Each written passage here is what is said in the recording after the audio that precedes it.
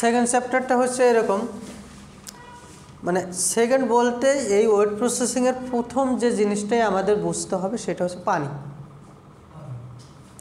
পানি পানি মানে কি? পানির মতো সহজ, তাই না? কিন্তু আসলে পানিটা অনেক জটিল।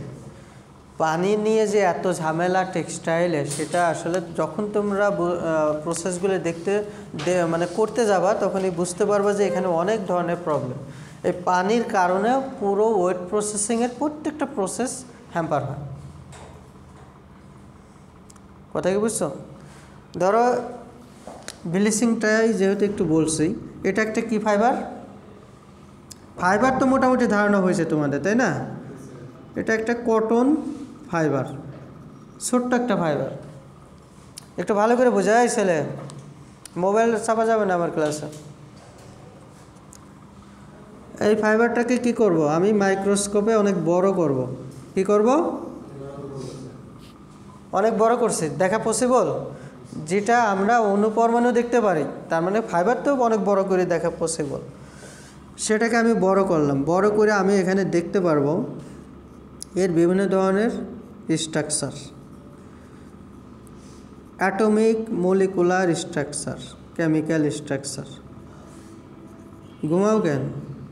জানি তোমাদেরও খারাপ লাগতেছে, আমারও লাগতেছে, কিছু করার নেই।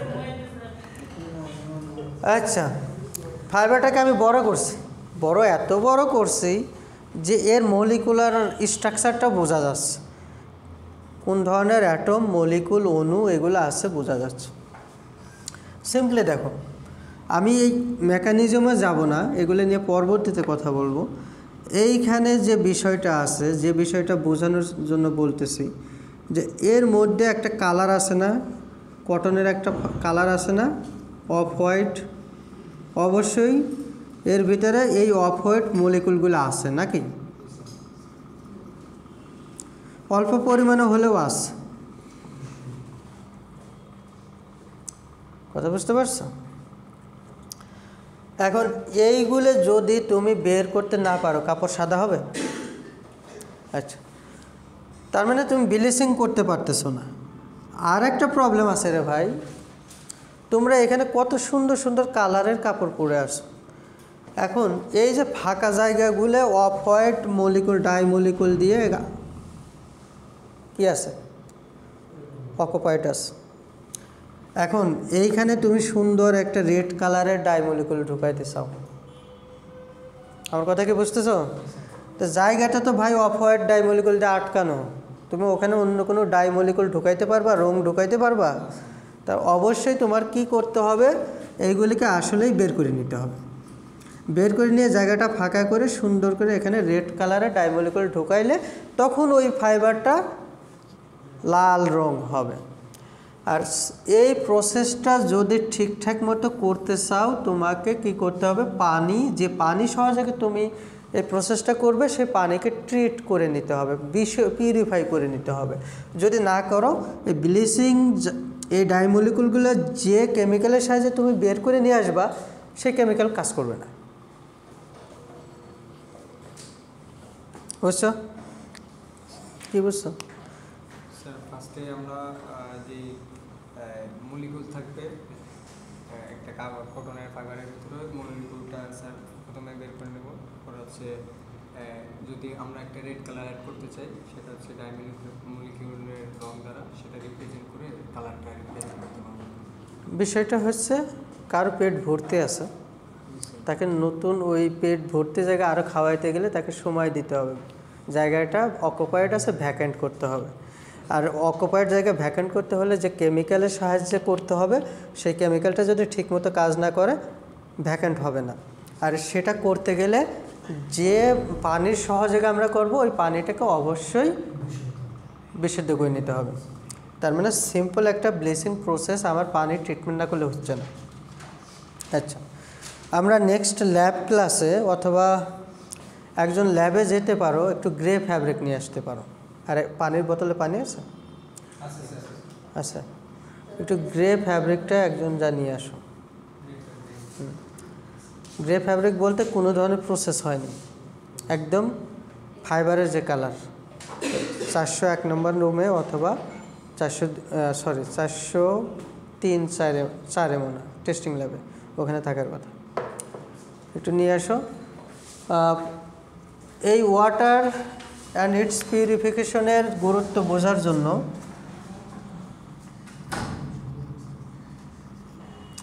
তৃতীয় যে চ্যাপ্টার সেটা নিয়ে আমরা একটু কথা বলি। এটা হচ্ছে স্কাওয়ারিং। আচ্ছা ধরো সোপ অ্যান্ড ডিটারজেন্ট ছিল, না আমি ওয়াটারের গুরুত্বর সাথে এটা বলতেছি। ধরো না, এটা চ্যাপ্টার আমি ওইভাবে বলতেছি না, এটা চ্যাপ্টার 4 ধরতে পারো। কোনো একটা জায়গা যদি আমি ধরো আমার এই জায়গাতে আমি যদি মোম অথবা চর্বি তেল এখানে ঘষে দিই,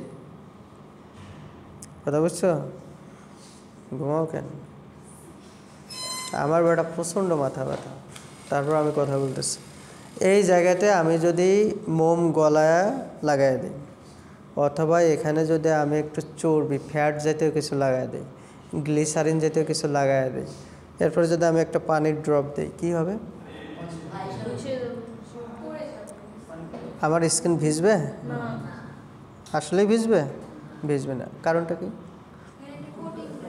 হ্যাঁ, এক ধরনের কোটিং ক্রিয়েট হচ্ছে। কোন ধরনের কোটিং হচ্ছে? মানে আমার স্কিনটা হাইড্রোফিলিক ছিল, পানি অ্যাবজর্ব করতো অথবা হতো, কিন্তু এটা হাইড্রোফোবিক নেচার ক্রিয়েট হচ্ছে। সিমিলারলি ন্যাচারাল ফাইবার পড়ছো না তোমরা? পড়ছো? প্রত্যেকটা ন্যাচারাল ফাইবারের কেমিক্যাল কম্পোজিশন যদি একটু মনোযোগ সহকারে তোমরা পড়ে থাকো, দেখবে যে প্রত্যেকটা ন্যাচারাল ফাইবারের একদম মেইন কম্পোনেন্ট সেলুলোজের বাইরে আরও 2, 4, 5, 6% fat, oil, wax, mineral matters এগুলো থাকে। মনে আছে? আচ্ছা ধরো এই কটন ফাইবারটা ন্যাচারালি এর ভিতরে কি আছে? ওয়াক্স আছে, অয়েল আছে, ফ্যাট আছে, বোঝা নেই? এখন তুমি একটা গ্লাসে পানি নিবা, একটা শুকনো গ্রে ফ্যাব্রিক ওর ভেতরে ডুবাবা, সাথে সাথে ভিজে যাবে? কখনো ট্রাই করছো? ট্রাই করছো? আমরা এখনই ট্রাই করবো যদি ফ্যাব্রিকটা পাই। ভেজে না, ভেজে না। এক্স্যাক্টলি, কচুর পাতার উপরে ওই যে বলে না যে অমকের মন কচু পাতার পানির মতো, ঠিক আছে? বিষয়টা হচ্ছে ওয়াক্স, তারপর হচ্ছে তোমার লিগনিন। তোমরা ওই যে জুট ফাইবার পড়ছিলে, জুট ফাইবার প্রচুর পরিমাণ লিগনিন থাকে। কি থাকে? লিগনিন থাকে। লিগনিনের কারণে হার্শ হয়, ব্রিটল হয়, এবং ওয়াক্স এবং ওয়েলের কারণে সেটা কি হয়? হাইড্রোফোবিক নেচার ক্রিয়েট হয়। আচ্ছা বিষয়টা হচ্ছে ন্যাচারাল ফাইবারের মধ্যে তেল চর্বি মোম আছে। তাহলে তেল চর্বি মোম থাকলে ওটা পানির সাথে সহজে ভিজবে? ভিজবে না। আর ভিজানোর জন্যই তো আমাদের এত কষ্ট করা। পানিতেই যদি না ভেজে তাহলে আমার রং কেমিক্যাল কেমনে ঢুকবে? এই জন্য আমাদের কী করে নিতে হচ্ছে? তেল চর্বি মোমটাকে দূর করে নিতে হচ্ছে। সেই প্রসেসটাকে আমরা বলতেছি কি? স্কাওয়ারিং। এখন আসো, ন্যাচারালি ধরো পাট কোথায় চাষ হয়? ঘরের ভিতরে, মাঠে, ওপেন অ্যাটমসফেরিক কন্ডিশনে। আচ্ছা তুলা কোথায় চাষ হয়? সেটা কি ঘরের ভিতরে? সেটার ক্ষেত্রে তোমার কি করতে হয়? ওপেন অ্যাটমসফিয়ারে প্রচুর ধুলাবালি ময়লা এগুলো থাকে। আচ্ছা এইখানে একটা চ্যাপ্টারের কথা বলছিলাম লাস্ট ক্লাসে, সোপ অ্যান্ড ডিটারজেন্ট। সাবানের কাজ কি? সাবানের কাজ কি?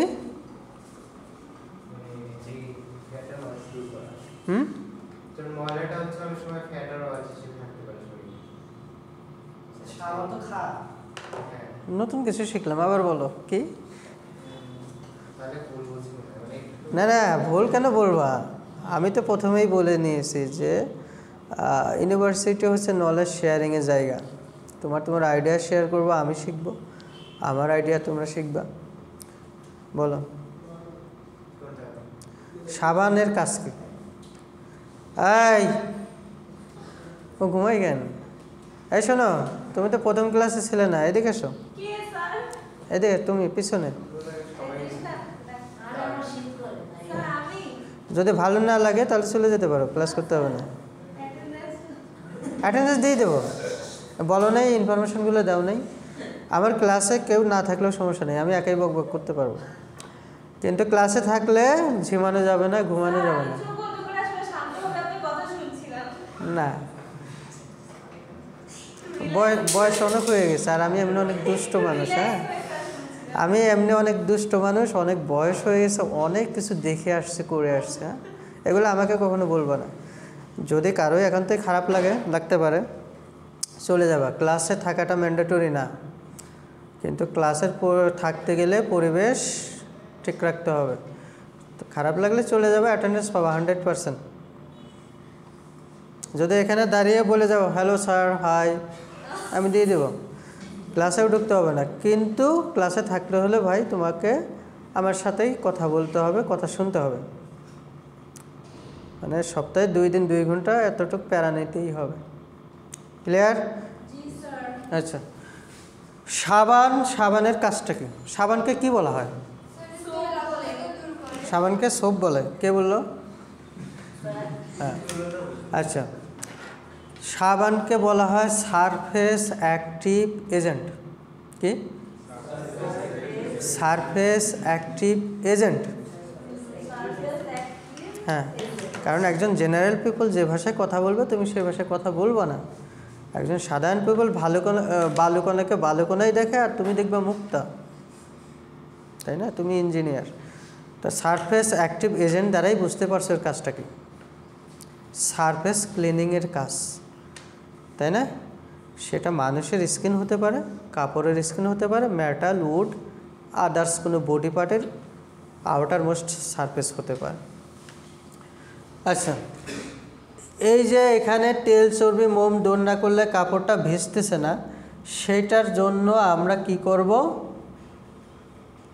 সাবান ইউজ করব। পাশাপাশি আরও অনেক ধরনের অপদ্রব্য আছে, সেটা দূর করার জন্য। আর একটা কাজ করব, তেল, চর্বি, মোম দূর করার জন্য অ্যালকালি ইউজ করব। অ্যালকালির বাংলা কি? হ্যাঁ, বেস, ক্ষার। আচ্ছা, অ্যালকালির 2-1টা এক্সাম্পল দাও তো। গুড, আরেকটা বলো। Calcium hydroxide, good. আর পটাশিয়াম হাইড্রোক্সাইড, ম্যাগনেসিয়াম হাইড্রোক্সাইড, আরেকটা হচ্ছে ক্যালসিয়াম কার্বনেট আছে না, সোডিয়াম কার্বনেট আছে না, ঠিক আছে? সোডিয়াম হাইড্রোক্সাইড, সোডিয়াম কার্বনেট, এই দুটা জিনিস টেক্সটাইল ইন্ডাস্ট্রিজে অ্যালকালি হিসেবে সবচেয়ে বেশি ব্যবহার হয়। কোনটা স্ট্রং অ্যালকালি? Sodium hydroxide. আর উইকটা হচ্ছে সোডিয়াম কার্বনেট। আচ্ছা, তেলের সাথে সাবান মিশলে কি হয়? তেল এবং সাবানের বিক্রিয়াতে কি তৈরি হয়? Detergent, right. তেল এবং ওয়েল, সরি আমি কি বলছি? সরি আমি উল্টা বলছি, তেল, ওয়েল অ্যান্ড অ্যালকালি।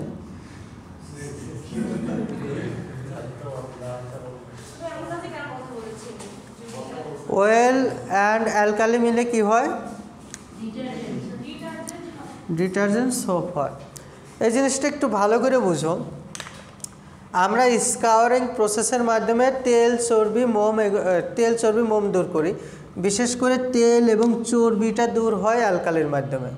আচ্ছা, ধরো এটা কি? এটা একটা বাথ, এখানে কি আছে? পানি আছে, আর কি আছে? অ্যালকালি দিস, সাথে কি দিস? কিছু কটন ফ্যাব্রিক দিস। ফ্যাব্রিকের মধ্যে কি আছে? তেল চর্বি আছে।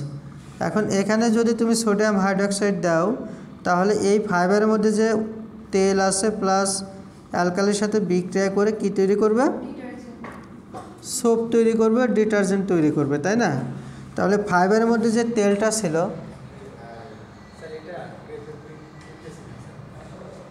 রং টং ছাড়া,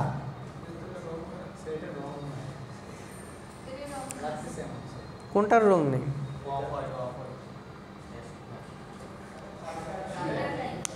একদম গ্রে ফ্যাব্রিক বোঝো না? স্যার অনেকগুলো আছে, অনেক রং করা স্যার। রং ছাড়া কোনো কিছু নাই? এটা স্যার ব্রাউন কালার একটা আছে স্যার। Brown colour? তুমি এতক্ষণ ধরে এটাই খুঁজলা? রুম খোলা আছে? স্যার খোলা ছিল না, ওই আসাম ভাই খুলছে। এখন খুলছে? আছে খোলা কেন? যাও, এটা রেখে যাও, দ্রুত যাও, তোমার একটু কষ্ট করাচ্ছে, যাও এটা রেখে যাও, এটা রেখে যাও। স্যার এটা জানবো স্যার। হুম।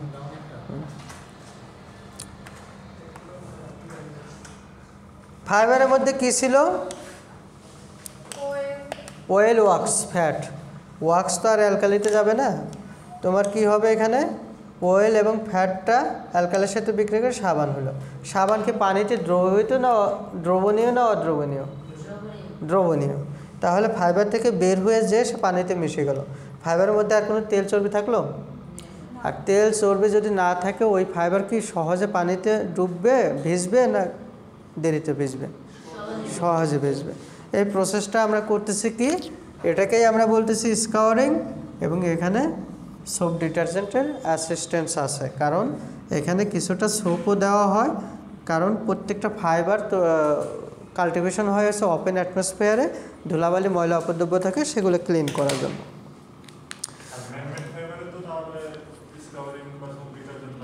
না, জেনারেলি ম্যানমেড ফাইবারগুলোর কোনো স্কাউরিং ব্লিচিং প্রয়োজন নেই, কারণ তুমি যখন এটা ম্যানুফ্যাকচার করতেছো তখনই তোমার মতো ডিজাইনে তুমি করে নিচ্ছ।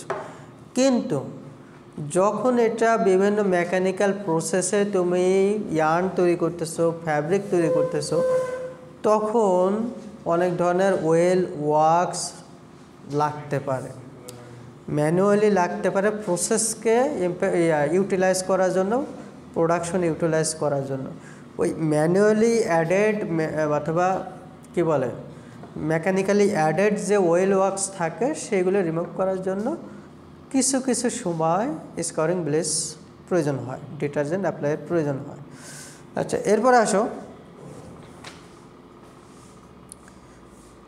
সিনজিং।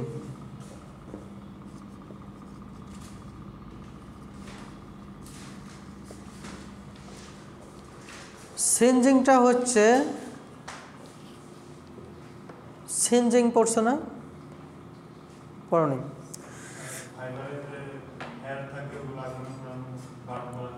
রাইট, তুমি তো ভালো বোঝো। হ্যাঁ, বুঝিনি? CG4, তোমার নাম কি? আচ্ছা আচ্ছা আচ্ছা, না না, ভালো আছে, বেসিক ভালো আছে। তোমরা কি করো? না, সবাই পারবে ইনশাল্লাহ।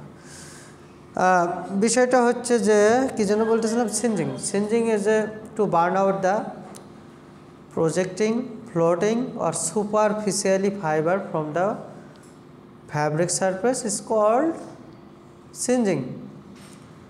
বুঝতে পারছো? সুপারফিশিয়াল মানে কি? Superficial, floating. হ্যাঁ,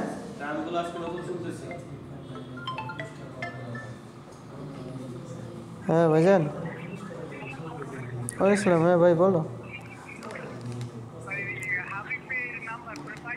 হ্যাঁ হ্যাঁ, আমি কথা বলছি। ওর নাম্বারটা ওই কল দিয়েছিল, তো ওখান থেকে ইয়া করে কথা বলছে। ঠিক আছে ভাই, হ্যাঁ।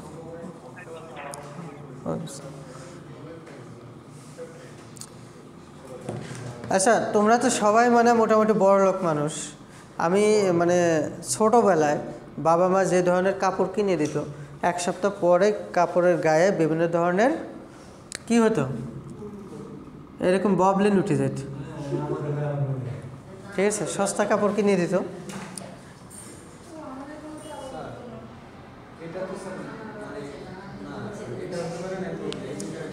গ্রে ফ্যাব্রিকের একটা বস্তা আছে আমাদের।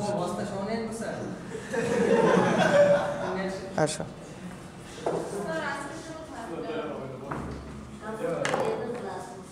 স্যার আমার কাছে মনে হয় এটা না স্যার, গ্রে ফেব্রিক। মানে একটা বছর হয়ে গেছে আমি আমাদের পোলাপানকে আমি গ্রে ফ্যাব্রিক চিনাইতে পারিনি। এসে লজ্জার কি হতে পারে রে ভাই?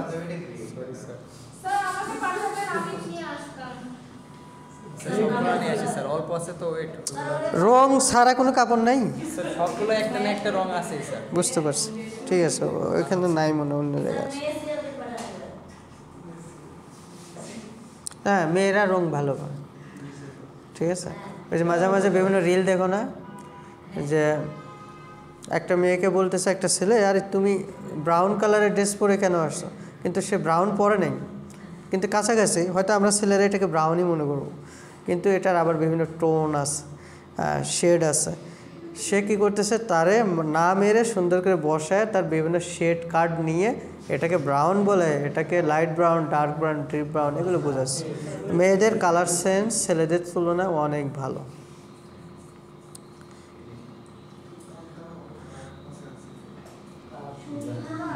পানি নিয়ে আসবো স্যার? এই কাপড়ে পানি দিই স্যার একটা বস্তা স্যার নিয়ে আসি স্যার। না না, তুমি বসে যাও।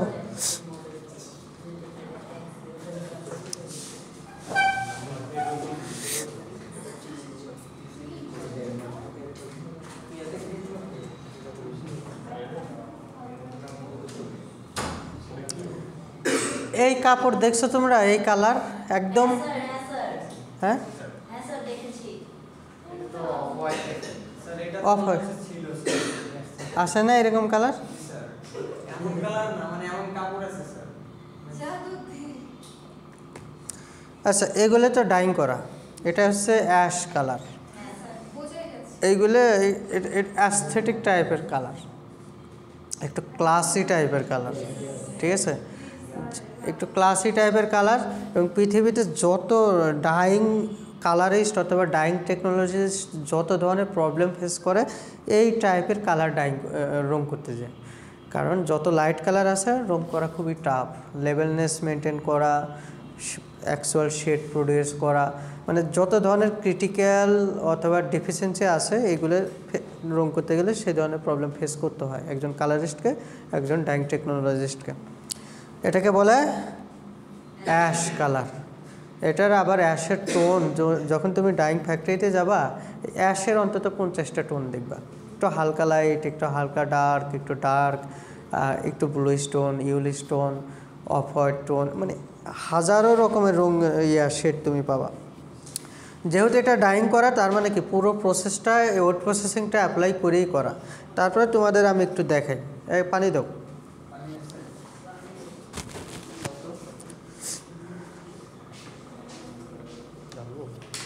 একবারে ঢেলে দিও না, একটু ড্রপ দাও, হাতে নাও, তুমি হাতে নাও, হ্যাঁ এখানে নাও, এখানে।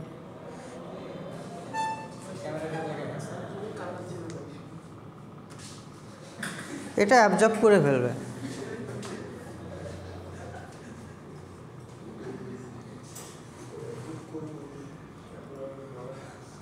এদিকে আসো।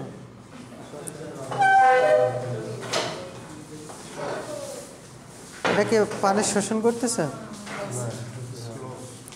করতেছে না স্যার, আস্তে আস্তে তো পানি দিতে হবে। অনেক সময় লাগবে তাই না? এখন এই কাপড়টা যদি ভিজতেই 5 মিনিট সময় লাগে, এত সময় কি ইন্ডাস্ট্রিয়াল মানে লোকজনের আছে যারা প্রোডাকশন বেস কাজ করে, তাদের এই সময়টা আছে? কচু পাতার উপরে কে বললো? গুড। এরকম হয় না পানি? ছোটোবেলায় তো অনেক খেলাধুলা করছো তাই না?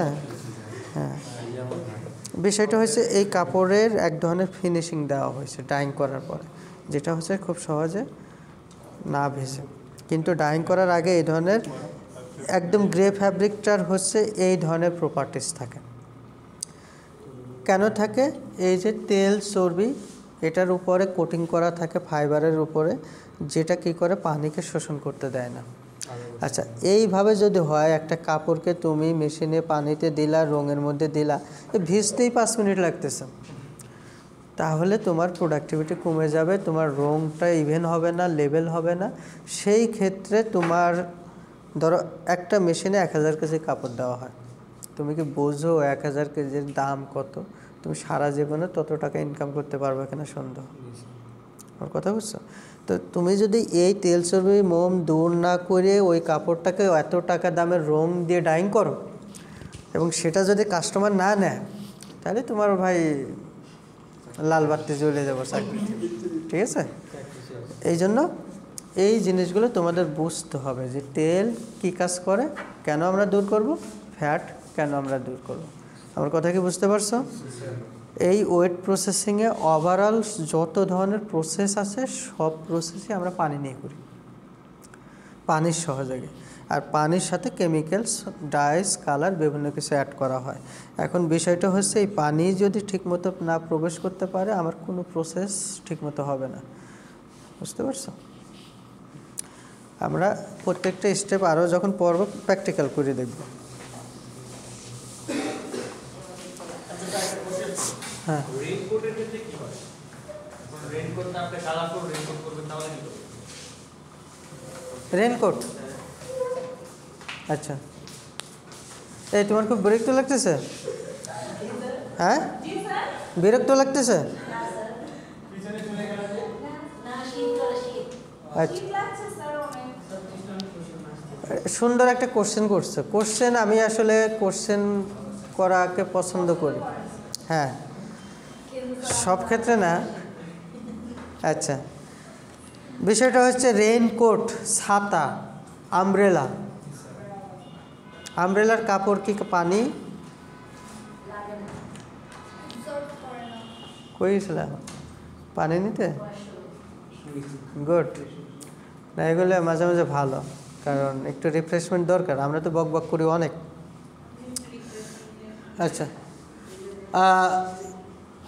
আমব্রেলার ফ্যাব্রিকে পানি কি পাস হয়?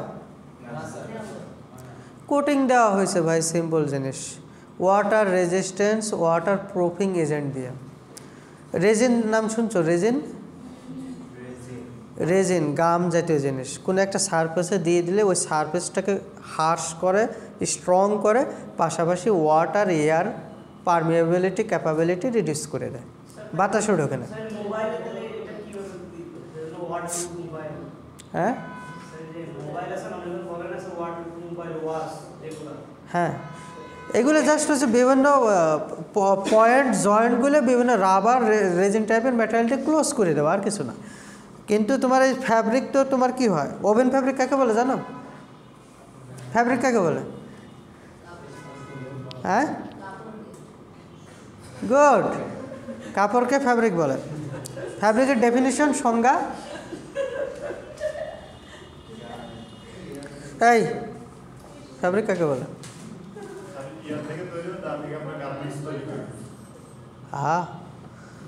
Seriously? What is fabric? How many types of fabric? শোনো নাই কখনো? কেউ বলে নেই? এই ভাইয়া তোমার নাম কি পিছনে?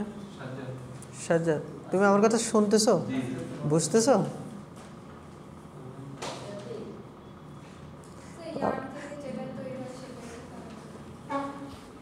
আল্লাহ, ফ্যাব্রিক হচ্ছে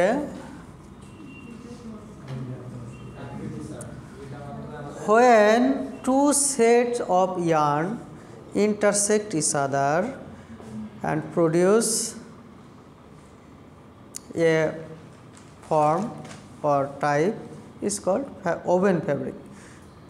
Basically যদি আমরা ইন জেনারেলি ফ্যাব্রিকের সংজ্ঞা বলি, যখন হচ্ছে ইয়ার্নগুলো ইন্টারসেক্ট করে, অথবা when two set of yarn intersect each other or by the loop formation, by the formation of loop, this form or type is called fabric. এটা লুপ ফরমেশনের মাধ্যমে একটা ফর্ম তৈরি হচ্ছে, একটা টাইপ তৈরি হচ্ছে, সেটাকে আমরা বলতেছি ফ্যাব্রিক। অথবা দুই সারি সুতার সুতা অথবা ইয়ানের ইন্টারলেসমেন্ট অথবা ইন্টারসেকশনের মাধ্যমে যেটা হচ্ছে সেটাকে আমরা বলতেছি ফ্যাব্রিক। তোমরা ওভেন ফ্যাব্রিক দেখো না, ওভেন ফ্যাব্রিক কিভাবে তৈরি হয়? এক সারি সুতা টান টান অবস্থা থাকে, যেটাকে ওয়ার্প ইয়ার্ন বলে। গুড, আরে তোমরা পারো, আমার সাথে মনে দুষ্টুমি করতেছো। আর এই সুতাটাকে বলে, যেটা হচ্ছে লেসমেন্ট হয়, ইন্টারলেসমেন্ট হয়, ইন্টারসেকশন হয়, সেটাকে বলে ওয়েট। আচ্ছা, এই পয়েন্টটাকে বলে ইন্টারসেকশন পয়েন্ট, এই পয়েন্টটাকে বলে ইন্টারসেকশন পয়েন্ট। আচ্ছা, আরও কিছু ফ্যাব্রিক তৈরি হয়, যেটা হচ্ছে তোমাদের গেঞ্জির কাপড় আছে না, টি শার্টের,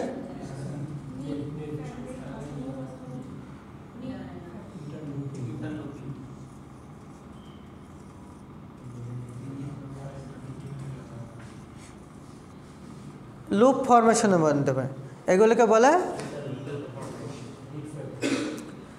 এটা হচ্ছে নিট ফ্যাব্রিক, এটা woven fabric. How many types of fabric?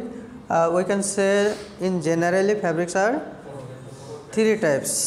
তোমরা 4 টাইপস বলতে পারো। 3 types: woven, knit, non woven. By non ওভেনকে তুমি 10 ভাবে ক্লাসিফাই করতে পারো। In generally woven, knit, non woven. Non ওভেনের মধ্যে অনেক টাইপ আছে। আচ্ছা, তাহলে এই গেল হচ্ছে তোমার ফ্যাব্রিক। এই কথাটা বলার উদ্দেশ্য কী ছিল? আমি কোথা থেকে কোথায় গেছি, কেন বলতেছিলাম? ফ্যাব্রিক কেন আসলো?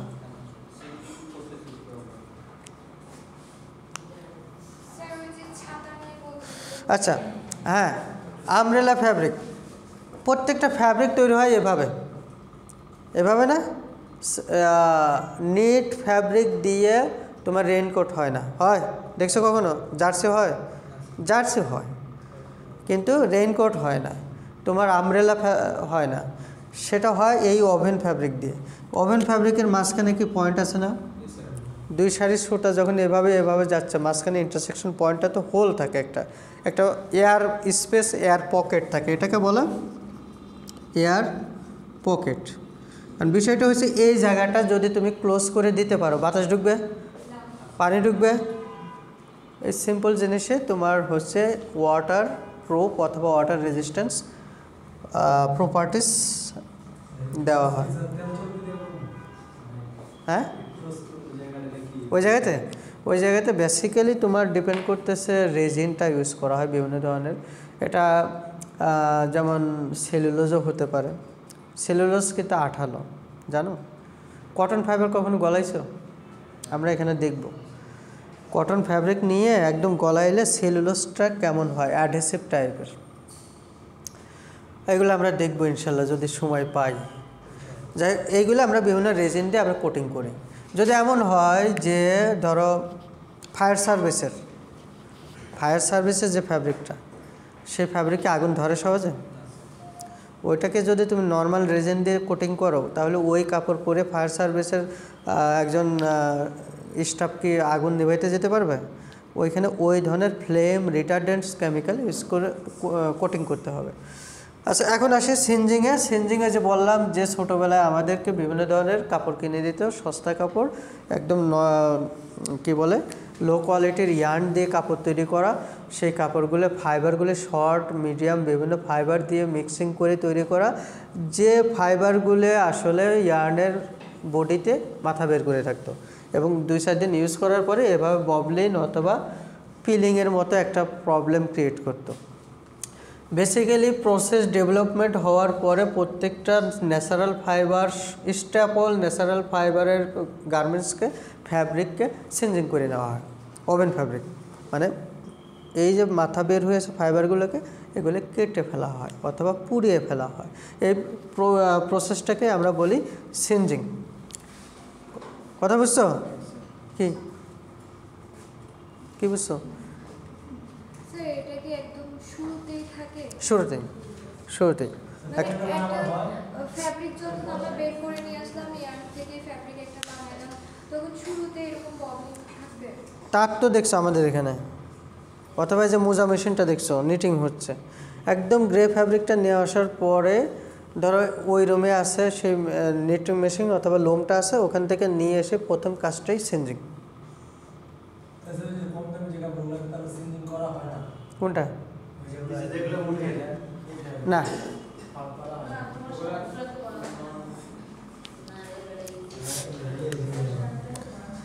আচ্ছা আরেকটা জিনিস হচ্ছে তোমার খুবই জিনিস, কিছু কিছু ইয়ার্ন আছে, ফ্যাব্রিক আছে, গার্মেন্টস আছে যেগুলো তৈরি করা হয়েছে লো কোয়ালিটির ইয়ার্ন দিয়ে, ফাইবার দিয়ে।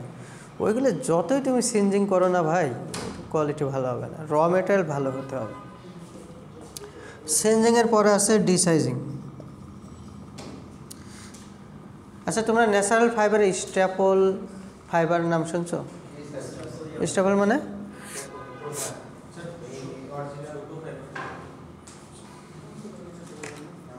হ্যাঁ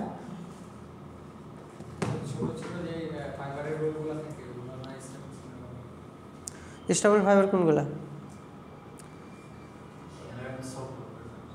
লেংথ ছোট কোনগুলো সেটাই বলো। Good, right. স্টেপল কয় ধরনের হয়? কী কী? শর্ট আর লং, তাই না? লং কোনটা? আচ্ছা মোটামুটি ধারণা আছে, বুঝছি, পারবা। ডিসাইজিং, ডিসাইজিংটা হচ্ছে এর পরের প্রসেস। ওভেন ফ্যাব্রিকের তাতে দুই সারি সুতা থাকে, একটু আগেই বললাম, থাকে তো, একটা হচ্ছে ওয়ার্প আর একটা ওয়েভ। ওয়ার্প এন্ড কেমনে থাকে?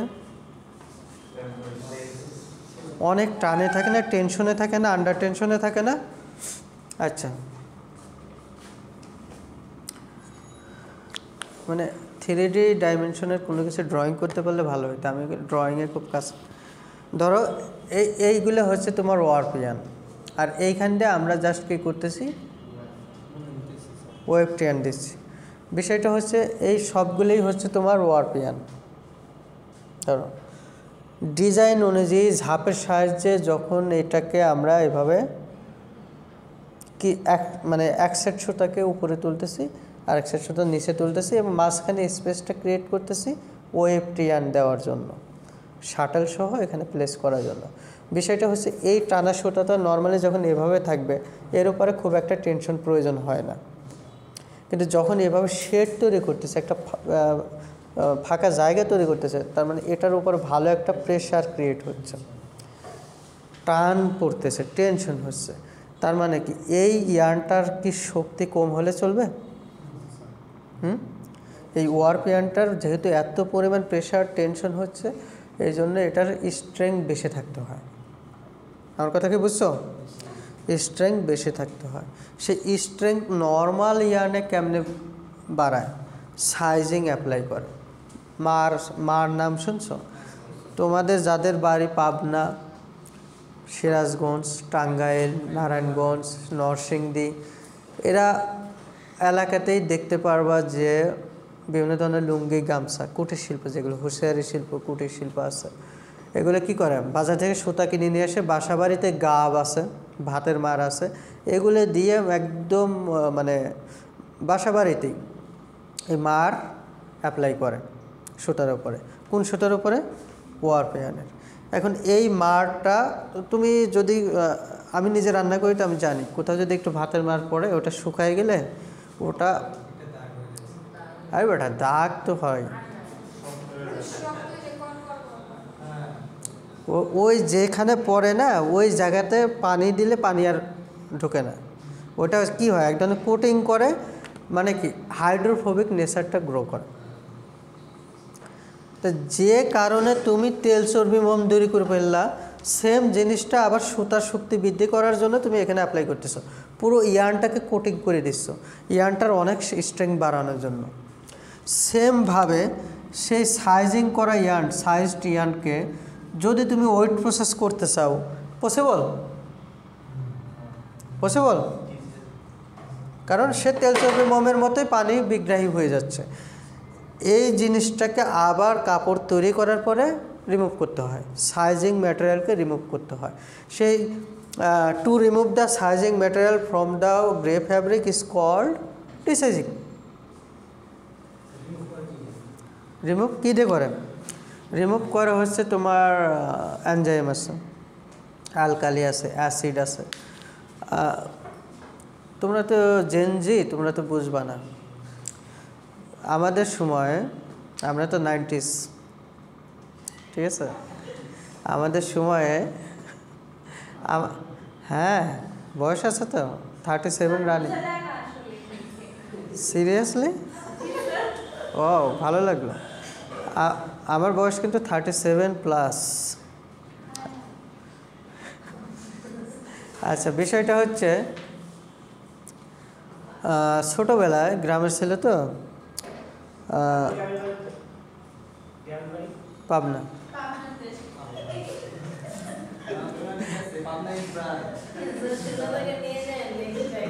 যাবা না? আরেকটু পাগল হও, আবার এই সেমিস্টার শেষ করতে করতে পাবনা যাওয়ার অবস্থা হবে। আরেকটু পাগল হলেই যেতে পারবা। আচ্ছা শোনো, তো ছোটোবেলায় মানে বাবা বড় ভাই লুঙ্গি টুঙ্গি কিনে নিয়ে আসতো, গামছা, এখনও অনেক জায়গা করে, নিয়ে এসে সারা রাত ভিজায় রাখেন। রাখে না? কেন রাখে? পানিতে ভিজায় রাখে, মার দেওয়া থাকে।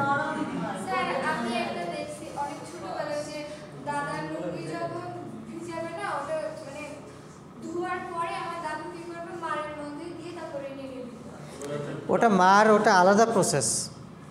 ওই দেখবা যে এটাও করে, একটা লুঙ্গি অনেক দিন পরতে পরতে একটু বেশি নরম হয়ে গেছে, একটু বেশি পাতলা হয়ে গেছে। কারণ এটা আগে করা হতো কী কারণে? মানুষের কাপড় চোপড় কেনার মতো সামর্থ্য সবার খুব একটা থাকতো না। যেমন আগেরকার অর্থনৈতিক অবস্থা সবারই কী ক্ষেত্রে মানে একদম 1-2% লোক ছাড়া 98% লোকেরই সেম কন্ডিশন ছিল, ঠিকমতো খাবারই পেত না। তো সেই জায়গাতে কী করতাম, কয়েক মাস পরার পরে একটু বেশি দুর্বল হয়ে গেলে আবার একটু মার দিত, ওটা আবার কিছুদিন ভালো একটু শক্ত টক্ত থাকতো, থাকতো। এটা একটা ভালো প্রসেস। কিন্তু নর্মালি মার দেওয়া কাপড় কিনে নিয়ে এসে ভিজায় রাখে 8-10 ঘন্টা, ওইটা কী হয়? মার দূর করার জন্য। তুমি বাজারে এখনও পাবা মার দেওয়া লুঙ্গি। আমিও অনেক বছর লুঙ্গি পরি না, তোমরা একটু কিনে ট্রাই করে দেখতে পারো। সেখানে মার দেওয়া লুঙ্গি কিনে নিয়ে এসে তুমি যদি পরতে যাও, দেখবে যে এরকম ঢোলের মতো হয়ে আছে, ঠিক আছে? তুমি কমফোর্ট ফিল হবে না, তার ডিউরেবল প্রপার্টিস ভালো না, কমফোর্ট ফিল হবে না। তো এইখানে নর্মালি মার দেওয়া গার্মেন্টস, সেটা লুঙ্গি হতে পারে, গামছা হতে পারে, এগুলোকে ভিজায় রাখতে হবে। ভিজায় রাখলে মারগুলো নরম হয়ে যায়। এরপর তুমি জাস্ট সিম্পল রেঞ্জিং অথবা রাবিংয়ের মাধ্যমে, ওয়াশিংয়ের মাধ্যমে রিমুভ করে দিতে পারো। এটা একটা প্রসেস আছে, এইগুলো নিয়েই আমরা আলোচনা করব। কে যেন বলছিল কি দিয়ে ডিসাইজিং করা হয়। এটা কনভেনশনাল প্রসেস আছে, এনজাইম দিয়ে আছে। এনজাইমের নাম শুনছো? কি এনজাইমের নাম শুনছো? শুনছো? এনজাইম জিনিসটা কি?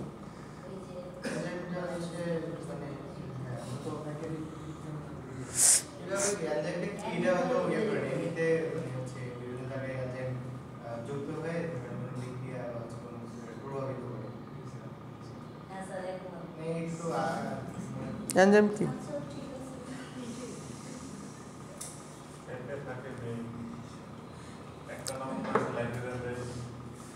হ্যাঁ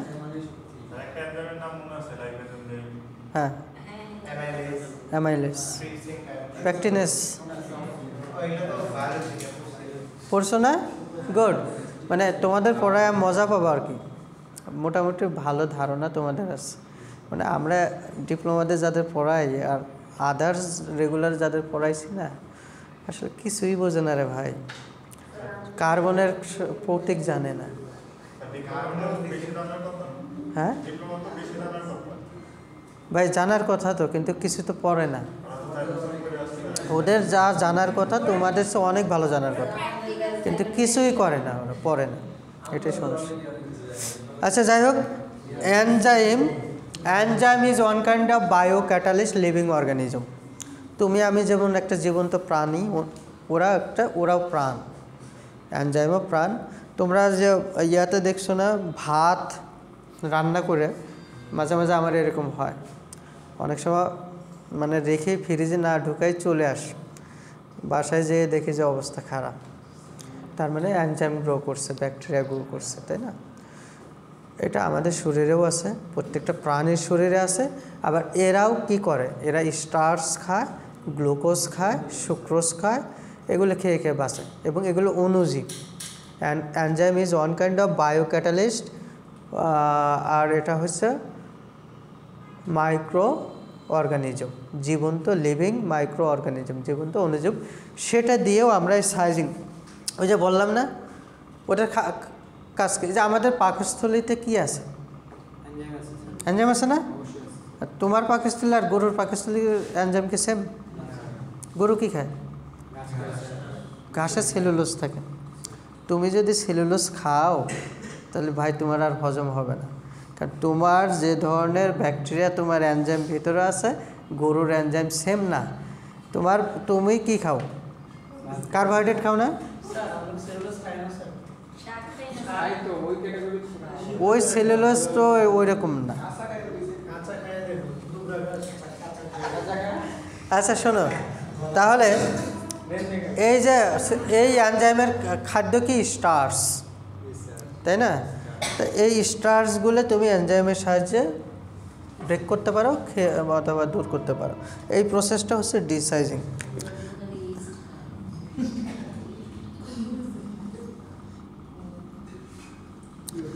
এরপর আছে ব্লিচিং। ব্লিচিং নিয়ে আর কিছু বলতে হবে?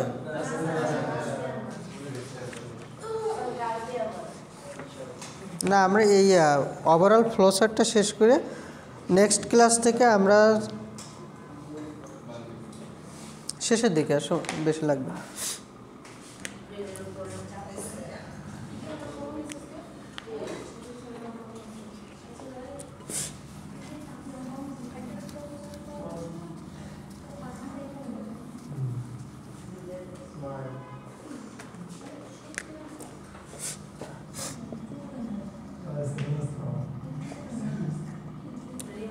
এরপর আসো প্রিন্টিং। থিকেনার ছিল, প্রিন্টিংয়ের মধ্যেই থিকেনার।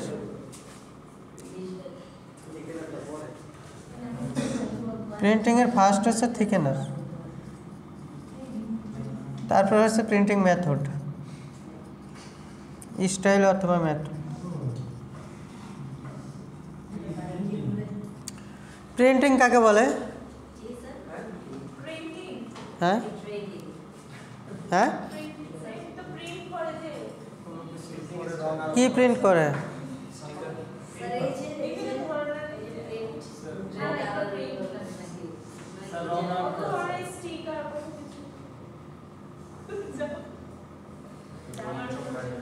তোমরা মেয়েরা যখন কেনাকাটা করতে যাও, ইওপি শোনো, কোনো দোকানদার বলে না? বলে না? অল ওভার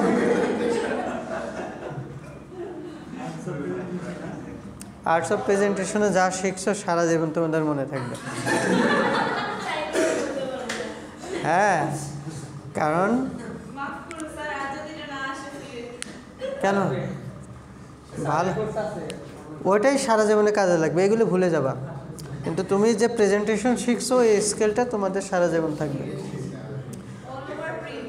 অল ওভার প্রিন্টিংয়ে কেউ বলে নাই, মেয়েরা বিশেষ করে, শুনছো না? মানে কি? মানে একটা কাপড়ের সব জায়গায় সেম ডিজাইন রিপিট হওয়া অথবা প্রিন্ট হওয়া। আচ্ছা, প্রিন্টিংয়ের ডেফিনেশন যদি বলি, printing is one kind of localized dyeing except all over printing. এখানে এই যে দেখো, তুমি একটু সামনে চলে আসো।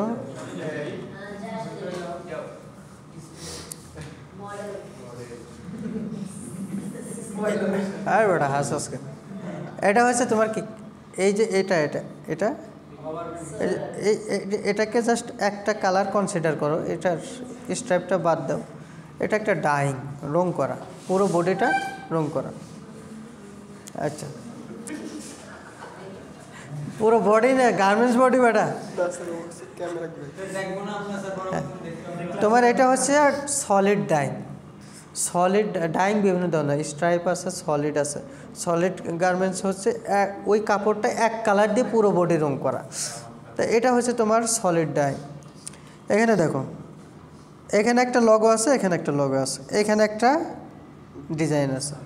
আচ্ছা, আমি প্রিন্টিংয়ের ডিজাইনে ডেফিনেশনে বললাম printing is one kind of localized dyeing.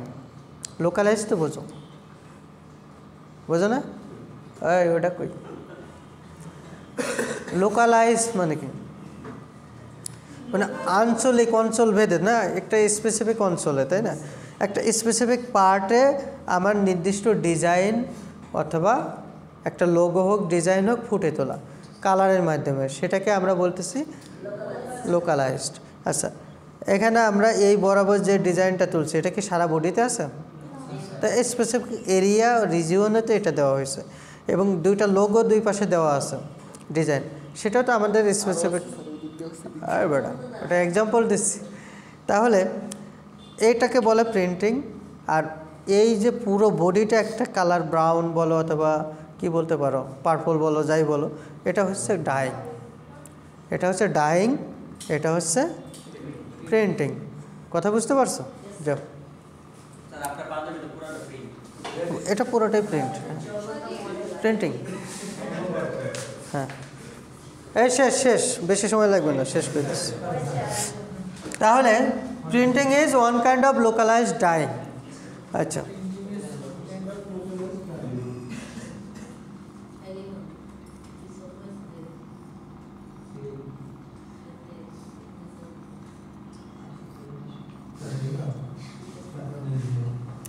আচ্ছা, এটা একটা টি শার্ট, ভালো হয়নি যদিও ড্রয়িং। এখানে একটা বাংলাদেশের পতাকা,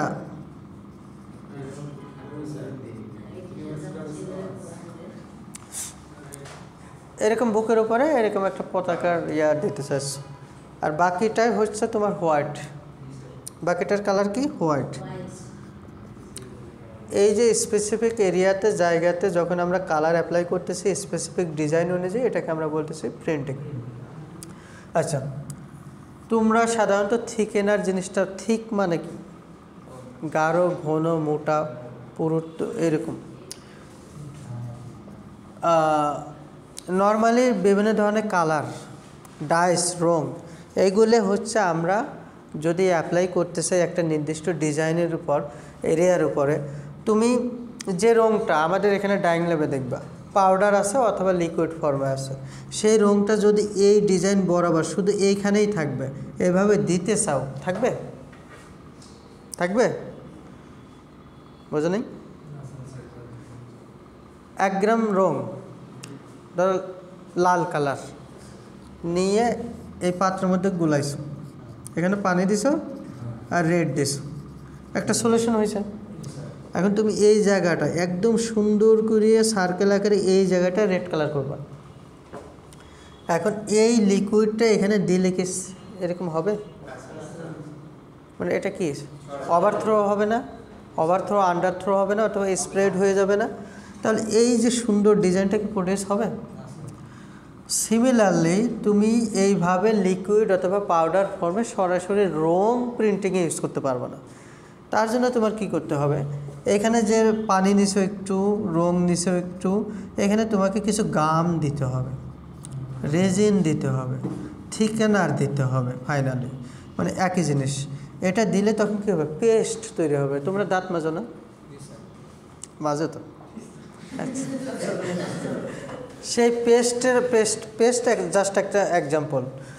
ওই গামটা যখন দিবা তখন ওই পুরো রং পানি সহ একটা থিকেন পেস্ট তৈরি হবে।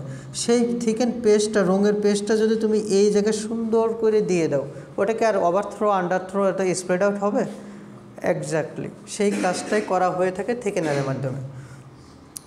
Simple gummy material, adhesive material, আর কিছু না। এর বেশ কিছু প্রপার্টিস আছে, আমরা পরবর্তীতে যখন চ্যাপ্টার করব দেখব। লাস্ট হচ্ছে প্রিন্টিং স্টাইল মেথড, 1 মিনিট লাগবে। বিভিন্ন ধরনের স্টাইল আছে। তোমার ব্লক প্রিন্টিংয়ের নাম শুনছো? শাড়ি কেন না, শাড়ি কেন জিজ্ঞেস করো, কি প্রিন্টিং এটা? ব্লক করাই নিস? গুড। তার মানে কিছুটা তো বুঝতে পারো যে ব্লক তো বোঝো, ব্লক বোঝো।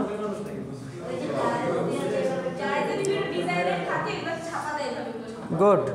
তোমার হচ্ছে এরকম কাঠের ফ্রেম থাকে, কাঠের মেটালের ফ্রেম থাকে, এবং তার উপরে এরকম সুন্দর করে খোদাই করা থাকে, সুন্দর করে খোদাই করা থাকে, এনগ্রেভ করা থাকে, খোদাই করা থাকে। এখন এইটা এবার উল্টায় ধরে রঙের উপরে, পেস্টের উপরে এভাবে ইয়া করে এরকম কাপড়ের উপর মারিয়ে দেবে, এই ডিজাইনটা কাপড়ের উপর উঠে যাবে, এগুলোকে বলে ব্লক। আবার স্ক্রিন আছে, এরকম স্ক্রিন প্রিন্টিং, যেটা এরকম স্ক্রিন তৈরি করা হয় এবং এর উপরে কি রঙটা এভাবে ঘষা হয়, নিচে কাপড় দেওয়া হয়, এভাবে ঘষা হয়, এইখানে যে ডিজাইনটা থাকে ওইটাই কাপড়ের উপরে ওইটা। এগুলো এই ধরনের অনেক ধরনের প্রসেস আছে, আমরা ভিডিও দেখাবো। আর আমরা রিসেন্টলি একটা প্রিন্টিং মেশিন কিনতেছি,